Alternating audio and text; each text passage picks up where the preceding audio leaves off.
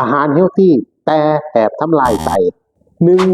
น้ำผลไม้100%หลายคนคิดว่าน้ำผลไม้100%มันดีต่อสุขภาพแต่จริงๆรู้ป่ะครับ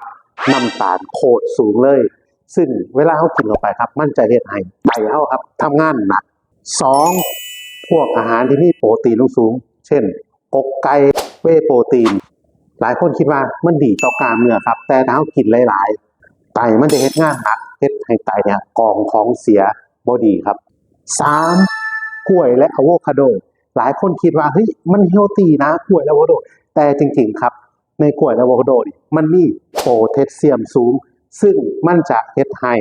ไตของเฮาเริ่มเสื่อมได้ครับสี่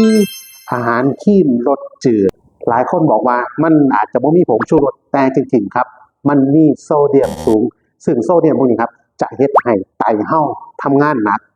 สุดท้ายแชร์คลิปนี้ออกไปให้คนเดียวฮักแหละครับผู้จักถ้าจะรู้ความจริงบ่มีใครบอกกดติดตามช่องนักสู่เบาหวานความดันแล้วคลิปหน้า